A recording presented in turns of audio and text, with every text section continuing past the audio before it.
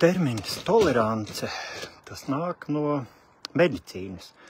Tolerance nozīmē organisma nespēju cīnīties ar parazītiem un ar no ārpuses iebrukošiem kaut kādiem svešķermeņiem. Tas ir organisma nespēja, un tāpēc arī politikā ieviests ir tā tolerance pret migrantu armijas iebrukumu. Tā ir arī tolerance. Tas ir ļoti pareizi. Vai tolerance pret to, ka arī ārzemju bankas pārbauda. Tas termins tolerance ir ļoti pareizi ielikts. Un tas nebūtu nav tas, ka cilvēki ir vajadzīgi kaut kādi šitie te arābi, kas te strādās. Viņi neko negrib strādāt tādās lietās, teiksim. Tur, kur jāriskē dzīvību, jālien uz jumtu. Neviens arābs nestrādā. Tāpēc tas termins ir, viņš liecina par to, ka ASV, piemēram, izgāja tagad no Pasaules veselības organizācijas un no migrācijas pasaules organizācijas, kuru arī pat starp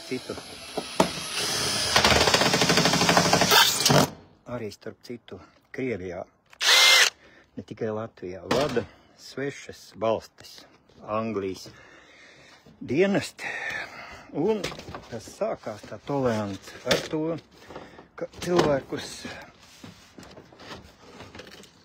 inficē apziņā inficē, kā ievieš to toleranci, ka vajag pieņemt, ka tiek aizvietots pilsoņu kopums ar jauniem citiem pilsoņiem.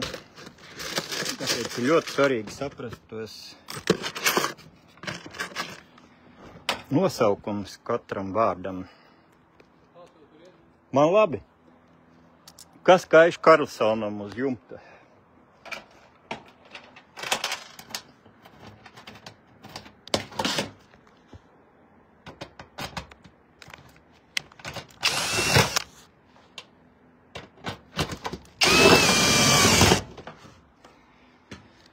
Tā iet ar to toleranci.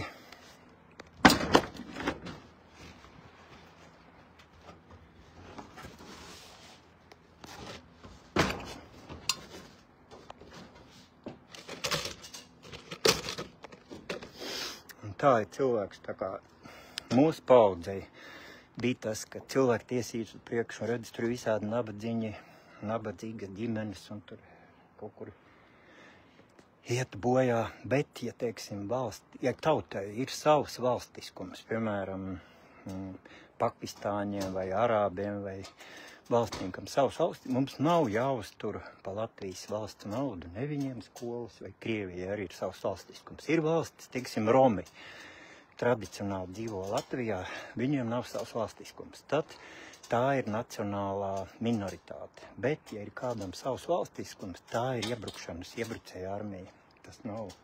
Tas nav nekādā veidā saistīts ar kaut kādu cilvēku tiesību vai izpalīdzēšanu. Jau arī nav simetrijas. Ja būtu simetrija, ka Latvijai, piemēram, ir organizācijas un savi anklāvi tiek izveidoti Pakistānā, tad tas būtu godīgi, tautu draudzība. Bet šādā ievirzienā migrācija ir iebrukums. Redz, neviens migrants Pakistāns negrib līst uz jumta, vai ne, Ivo? Klausies, nu beidz. Tā viņš ir pašiem jālien uz jumta.